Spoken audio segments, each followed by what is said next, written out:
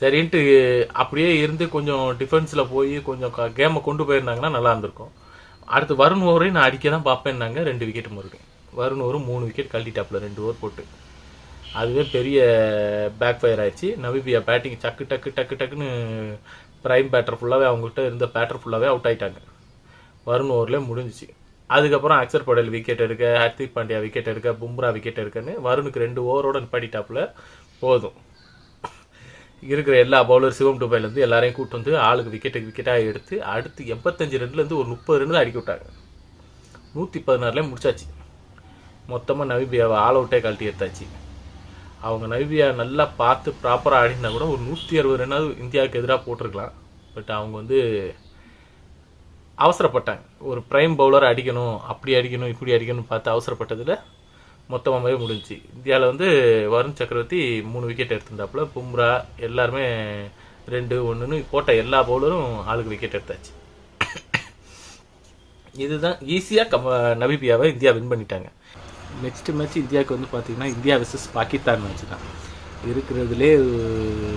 உலகத்தில் எல்லாருமே எதிர்பார்க்குற ஒரே மேட்ச் அந்த மேட்ச் தான்.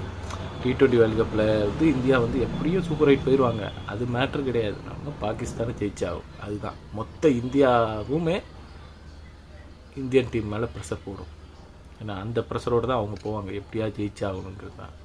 ஏன்னா அங்கேயும் மொத்த பாகிஸ்தான் டீம் மேலே ப்ரெஷர் போடுது. எப்படியா நம்ம ஜெயிச்சாகணும், இந்தியாவை இதில் வீழ்த்தியே ஆகணுங்கிற ஒரு இதில் தான் இருக்காங்க.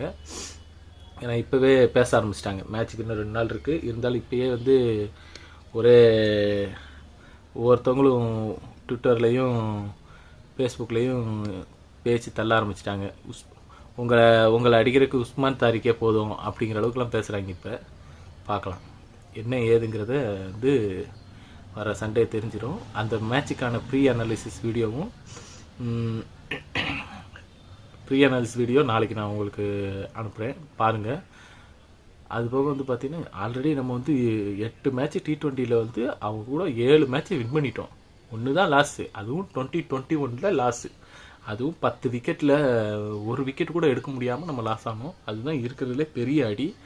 அந்த அடிக்கு இன்னும் மருந்து போட்டுக்கிட்டே தான் இருக்கணும். அந்த அடிக்கு திரும்ப நம்ம கொடுத்துக்கிட்டே தான் இருக்கணும். அவ்வளோதான். நம்ம சாம்பியன்ஸ் ட்ராஃபியில் கொடுத்துட்டோம், அதுக்கடுத்து T20 வேர்ல்டு கப்லேயும் கொடுத்துட்டோம். எல்லாமே பக்காவாக போயிடுச்சு.